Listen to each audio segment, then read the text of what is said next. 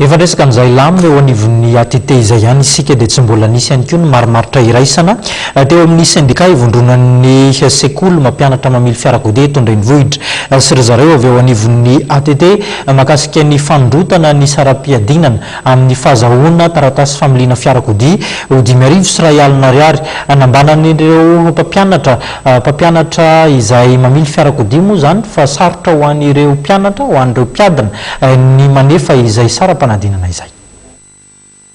Mbola andalana ny famahana ny olana mikasika ny fampiakarana ny sara ny fanadinana fahazon-dalana mamily fiara araka nambarany syndicat ifondronany ireo sekoly mpampianatra mamily fiara eto Antananarivo araka ny fanapa-kevitra ny ATT na ny agence de transport terrestre nanomboka ny voalohany volana Jona teo dia lasa 10,000 ariary isaky ny sokajy ny sara ny fanadinana fahazon-dalana mamily fiara raha toka R1 ariary isaky ny mpianatra izany teo aloha atao ny fitokonana ny herinandro teo mitoy ny fampidiniana amin'ny auto-école sy ny ATT ary mandrapisy ny marimaritra iraisana dia misy hatrany ny fanadinana momba ny lalàna fifamoivoizana sy fampianarana mamily fiara tanterahana eny amin'ny ifitoeram-panadinana eny Manakambahiny.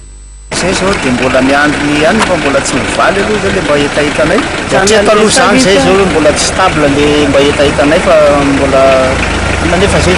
manao examen dia le mbola taloha zao no ataonay fa tsy le vaovao le mbola droit ny taloha zany tamby taloha le droit zany efa ny hoe napakarany zareo fa zay mbola tsy nandohan'le vaovao aloha fa le mbola tranay moa zao no ataonay examen fa rehefa vitsy ekenay sy any namboariny tatao zareo natoloka moady